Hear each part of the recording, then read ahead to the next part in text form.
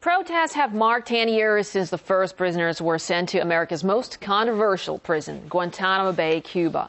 Barack Obama's promise on his first day in office to close it remains unfulfilled and never rang more hollow than last month when he signed a new law allowing the indefinite detention of terror suspects. RT's Laura Smith reports. 10015! Today's probably just another day for the inmates of Guantanamo Bay. They may not even know that people around the world are campaigning for them. But as far afield as London, demonstrations are held to demand the release of the 171 men still held without trial in the Cuban camp after 10 years. We've been holding men, 171 men still, for 10 years without fair trial and without access to lawyers for a large amount of time. To me, as a human and as these men's lawyer, it means that these men do not know if or when they're going to leave Guantanamo. One of those men is Shaka Armour, who's earned the dubious distinction of being the last British resident held in Guantanamo. He was in Afghanistan on 9/11, he says, doing charity work, digging wells and building a girls' school in Kabul. When the US invasion began, Armour went into hiding from an increasingly wary Northern Alliance. But his freedom didn't last. Shaka's supporters maintain he was sold for a bounty. He went into the hands of the Northern Alliance, who were warlords basically, and then again sold to the Americans. And as it happens, Shaka Armour has lived in America and has an American accent. And he actually thought, oh, the Americans, thank goodness, he will save me from the torture that he'd had, months of torture by then.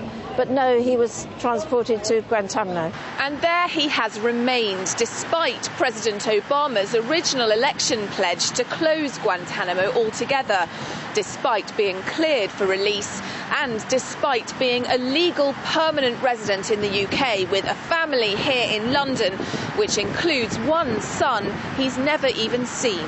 And far from moving closer to being freed, Shaka's supporters see worrying developments in the US's attitude to extrajudicial detention.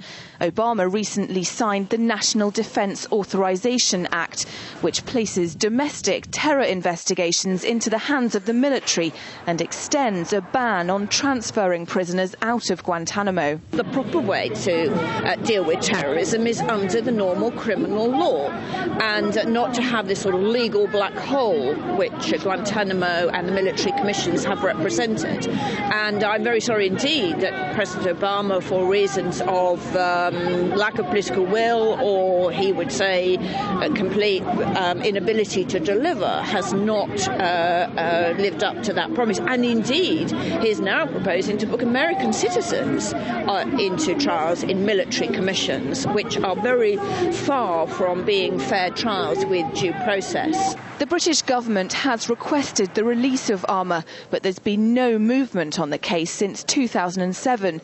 Meanwhile, as his family grows up without him, he lives out his life in a tiny windowless cell, not knowing whether he can ever expect to be released. Laura Smith, RT, London. So, hundreds may have protested against Guantanamo prison in the U.S., but investigative reporter Jason Leopold told RT the majority of the public tends to ignore an issue that stains their country's reputation.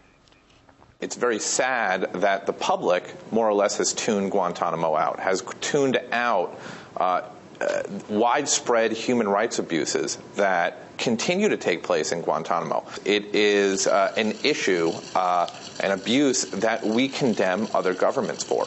However, what's happening now is that we have come to accept indefinite detention. I think that people are willing to accept it now. It doesn't affect them. Let's face it, they look at this as an issue that they do not need to be concerned about because they still see the majority of people there as terrorists, even though we have seen evidence surface over the years that the vast majority were in fact innocent.